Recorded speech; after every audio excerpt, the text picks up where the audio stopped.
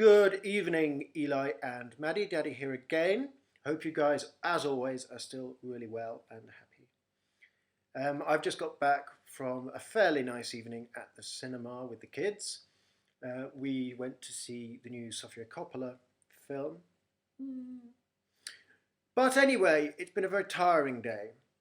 I'll start with news. So this morning, 400 of us professional musicians went down to Parliament Square and performed a section of the opening of Holst's Planet Suite.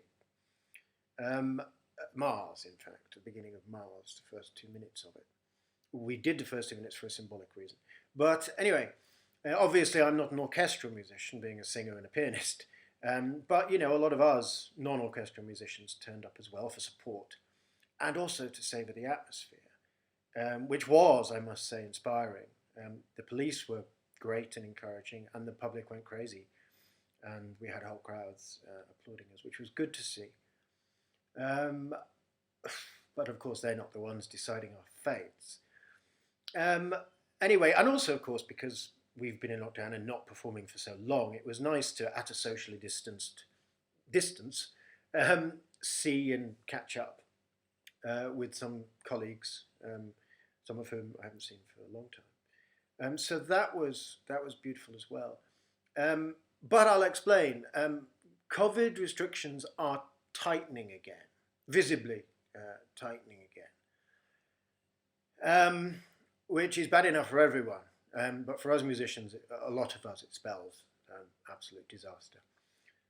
The reason why we did 2 minutes of the piece is because they reckon it's about 20% of musicians who may actually be able to survive.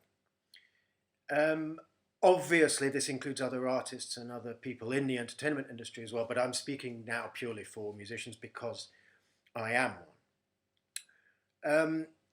So recently, very recently, several politicians, whose names I'm not going to recall for you here, because hopefully by the time you come to hear this, they will be confined to and forgotten in the annals of history where they belong. But they called our jobs unviable, and indeed went on in a kind of inimitably obscure manner to sort of suggest that musicians retrain and do other jobs, which is, of course, all highly dispiriting, and also just practically for a lot of us impossible due to our ages. So yes, another hopefully happier update tomorrow. But until then, good night, and Daddy loves you always.